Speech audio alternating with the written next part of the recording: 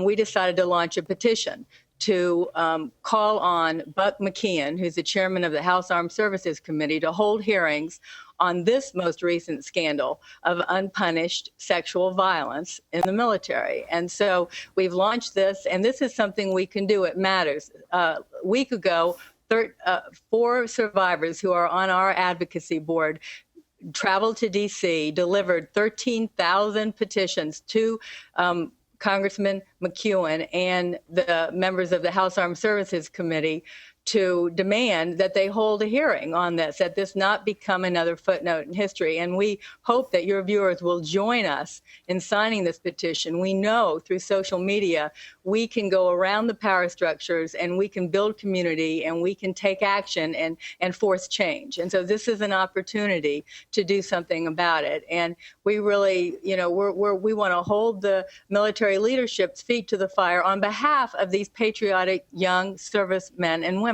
And it is, as Jennifer pointed out, many men as well. And I do have the petition pulled up, just so you know. And I wanted to ask you a question. I had heard that once an assailant is prosecuted and found guilty, once they enter into the civilian population, that they are not registered as a sex offender. Is that true? That's correct. Oh. Yeah, that is true. And what's even more shocking is once someone is convicted, and even if they've been given a certain punishment, because of command discretion, a commander can choose to set that punishment aside or to plead down the charge to indecent language or adultery rather than the charge of rape.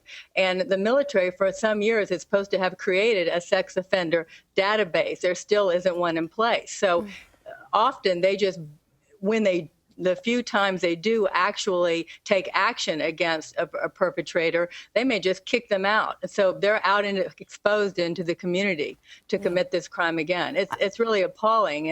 And just one more quick thing, the military, on one hand, leadership has said zero tolerance, but we've collaborated in filing suit against the Department of Defense for retaliating against those who've come forward. And the military's defense in civilian court was that rape was incident to service, that it was an occupational hazard. And in fact, the court agreed, and we've appealed that.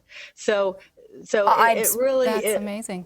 It is amazing. It is amazing. It's to me, I have a tremendous amount of respect for the military, especially doing the research that I've done in the last year. But this is so obviously a stain on the military, and I just hope that they do everything that they can in as expeditious a manner as possible to rectify this and bring some nobility back to the military, because this is just, it's unbelievable that we've been talking about it for years and years and years and years, and nobody's done anything about it. And I don't know if that's because people are trying to protect their careers, or they genuinely don't know what to do about it, but it really does seem that you need to take the reporting out of the chain of command, and it needs to stay within the military, but a different office needs to be created.